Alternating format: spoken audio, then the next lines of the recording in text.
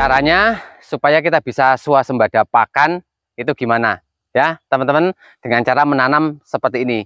Tetapi menanam aja ini tidak cukup. Wajib kita lakukan perawatan-perawatan yang khusus supaya yang kita tanam, baik itu rumput budidaya maupun ramban-rambanan, nanti bisa bertumbuh dengan baik dan bisa tinggi produktivitasnya. Ya, teman-teman. Ya.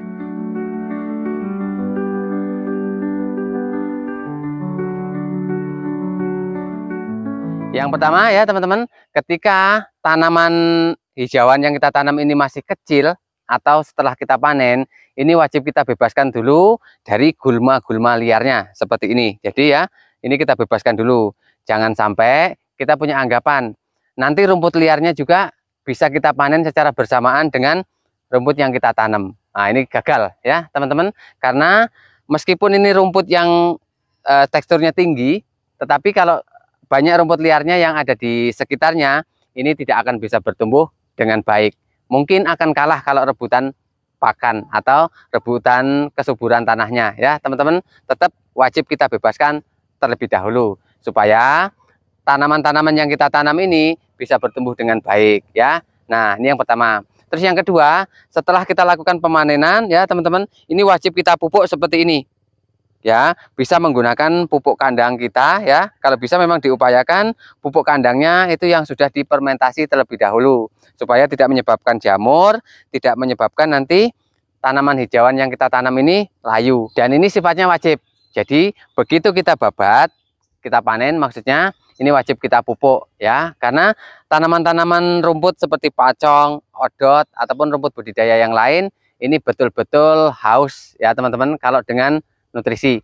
Makanya kalau tidak kita pupuk, ini sudah bisa dipastikan pertumbuhannya nanti itu tidak akan bisa maksimal lagi ya. Nah, dengan rutin kita pupuk seperti ini, dari panen ke panen hasilnya akan jauh lebih baik lagi ya teman-teman.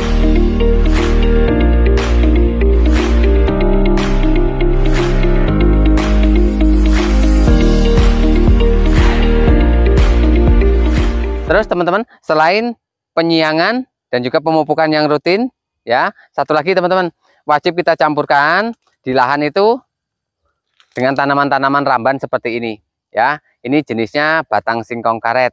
Nah, mungkin teman-teman bisa nampak ya dari kejauhan, kita budidayakan yang namanya tanaman batang singkong karet ini. Yang pertama, ini pertumbuhannya cepat banget. Ini yang pertama ya. Terus yang kedua, produktivitasnya tinggi ya teman-teman. Ini dari kita ambil beberapa dahan aja langsung keluar tunas segini banyaknya. Makanya ini sangat-sangat menguntungkan kita ya. Selain itu, tanaman daun singkong karet ini sangat-sangat disukai ternak kambing, ternak domba ataupun sapi. Nah, meskipun wajib ada perlakuan terlebih dahulu ya teman-teman, kalau menggunakan daun singkong karet seperti ini wajib dilayukan terlebih dahulu sebelum kita berikan. Ini yang pertama.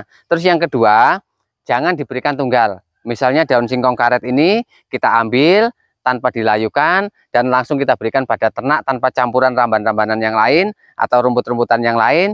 Tentu saja ini bisa membahayakan ternak kambing domba kita. Wajib kita perlakukan, kita layukan terlebih dahulu, dan ketika mau kita berikan pada ternak kambing domba kita, wajib dicampurkan dengan rumput-rumput yang kita tanam ini. Boleh rumput budidaya, boleh juga menggunakan rumput liar. Intinya kalau mau kita berikan pada ternak kambing domba kita ya, semakin banyak jenis campurannya, baik itu rumput-rumputan maupun ramban-rambanan, ini yang akan membuat semakin aman lagi ya teman-teman. Terus satu lagi yang wajib diperhatikan, jadi tidak hanya cukup kita tanam batang singkong karet aja ya teman-teman. Seperti yang sudah kita singgung tadi, semakin banyak jenisnya, ini akan semakin membuat kualitas pakan yang kita berikan pada ternak kambing domba kita semakin baik lagi. Makanya wajib kita campurkan dengan ramban-rambanan jenis lain ya. Kalau di kandang Jaya Farm, kita tidak hanya nanam batang singkong karet aja, ada indigo vera, ada liricede, ada batang nangka ya, yang sengaja memang mau kita butuhkan daunnya. Ada batang pisang juga ya teman-teman yang di belakang saya ini. Jadi ini nanti kita gunakan untuk pakan ternak daunnya.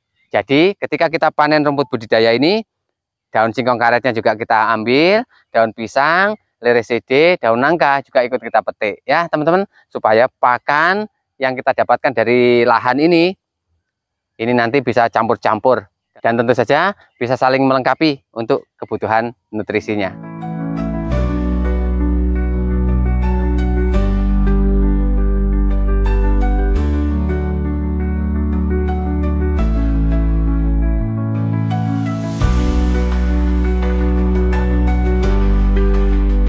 Nah, itu tadi kemudahannya ya teman-teman, dengan kita nanam seperti ini. Terus dengan kita rajin nanam, baik itu rumput-rumputan, ramban-rambanan ya teman-teman, ini tidak hanya panen satu kali aja. Kalau untuk rumput budidaya ini ya teman-teman, ini setiap 40 hari sekali sudah kita bisa panen lagi. Dan nanti kita berlakukan sama, kita siangi, kita tabur pupuk lagi ya. Nanti 40 hari kemudian sudah bisa kita panen lagi. Justru panen kedepannya dengan kita rawat ini akan semakin banyak lagi hasilnya. Nah, khususnya untuk ramban-rambanan seperti ini ya teman-teman, ini lebih cepat lagi. Biasanya rumput budidaya ini kita panen satu kali, ramban-rambanan ini sudah kita panen 2 kali. Ya, karena untuk daun singkong karet ini biasanya di 25 hari ini sudah kita panen. Karena kalau tidak segera kita panen duluan, ini akan rimbun banget ya teman-teman, dan mengganggu tanaman rumput budidaya yang ada di sekelilingnya. Makanya ramban-rambanan ini akan kita panen ketika rumput budidayanya setengah umur ya teman-teman. Rata-rata di 20 sampai 25 hari ini sudah kita panen dulu. Baru nanti ketika rumput budidayanya ini usianya 40 sampai 45 hari dan kita panen, ini sudah waktunya dipanen lagi karena usianya sudah di 20 sampai 25 hari ya teman-teman.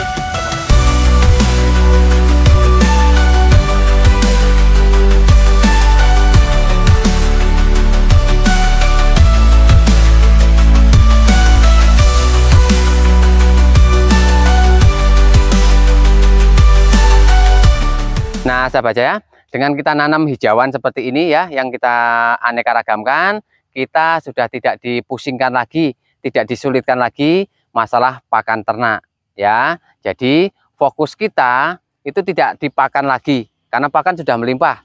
Kita tidak dibingungkan lagi di musim penghujan, di musim kemarau, kita sudah tidak direpotkan lagi dengan hal pakan ternak. Jadi fokus kita itu nanti tinggal di perawatan ternaknya, penjualan ternaknya, dan juga usaha-usaha turunan yang lain dari peternakan kita ya. Kalau kita masih fokus ke pakan, kita tidak bisa fokus ke peternakannya dan juga ke usaha turunannya ya. Makanya yuk, bagi peternak kambing, peternak domba, pakan kita amankan terlebih dahulu. Jangan sampai kita beternak yang kita utamakan penambahan populasi, sedangkan pakan ini tidak kita pikirkan ya. Pakan ini wajib kita pikirkan di awal, karena kos yang paling besar yang kita keluarkan di usaha ternak kambing domba ini adalah pakan. Ya, teman-teman, semoga dari video pendek saya ini ada manfaatnya yang bisa dipetik. Terima kasih.